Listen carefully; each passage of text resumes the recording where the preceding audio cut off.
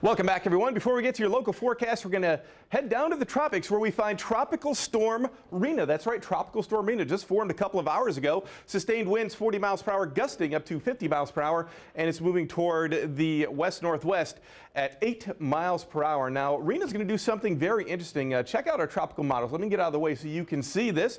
Tropical models have Rina either moving down toward the southwest, up toward the northwest, or sliding along the island of Cuba through the Straits of Florida and out into the Atlantic. Not one single model has Rina moving into the Gulf of Mexico, and I will explain why in just one second. First of all, I mentioned that Rina just developed into a tropical storm. You can see over the past 12 hours when Rina was a little bit lower in latitude, bumping up against Central America, well, it was losing quite a bit of strength, but once it moved into the warmer waters of the Western Caribbean, it gained strength, and we will continue to see Rina gain strength over the next couple of hours. But like I said, Rina will not move its way into the Gulf of Mexico, and here's why. A big ridge of high pressure sitting right over the Gulf, keeping us safe here in the coastal bend. If Rina moves a little bit further toward the west, it'll stay down to the south. If it moves up toward the northwest, it'll fumble around the Yucatan Peninsula for a while and then move out toward the northeast. And if it moves a little bit from its current position up toward the north, it'll slide up through the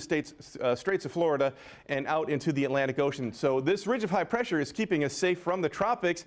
It's also affecting our weather in another way. It's keeping us a little bit warmer than we should be for this time of year, because around high pressure there's always a clockwise flow, and that clockwise flow is bringing in some warm moist air from the Gulf of Mexico. As a matter of fact, right now that wind is from the southeast. Oh, it's blowing between about 5 and 15 miles per hour, and it's keeping those temperatures up there. It's actually pretty balmy here in South Texas right now. Throughout the coastal bend, your temperatures for the most part are in the mid 70s, 76 in Robstown, 74 up in Beeville, and our future tracker continues to pick up that wind from the southeast. It'll be rather calm during the early morning hours, but by 3:30 tomorrow afternoon, once again, that flow is from the southeast, bringing in all that warm air from the Gulf of Mexico, keeping our highs for tomorrow a little bit above normal again. By 4 o'clock tomorrow afternoon, we'll see those temperatures in the upper 80s, lower 90s here in South Texas. We should be at 83 degrees this time of year, so well above normal. Now, our future tracker picks up this high pressure sticking around for a while, but we have a change in the weather on the way.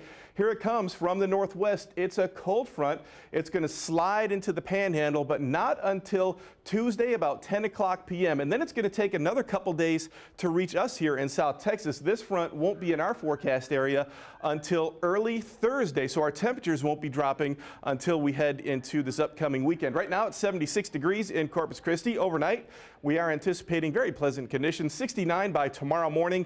Very balmy, actually, tomorrow morning. 84 your noontime temperature under mostly sunny skies. And then by tomorrow, 9 o'clock, 5 o'clock, or 5 o'clock, that is 90 degrees will be your temperature. Right now, as I mentioned, it is fairly nice here in the coastal bend. 90 your high tomorrow, 90 on Tuesday, 88 Wednesday. There's our cold front.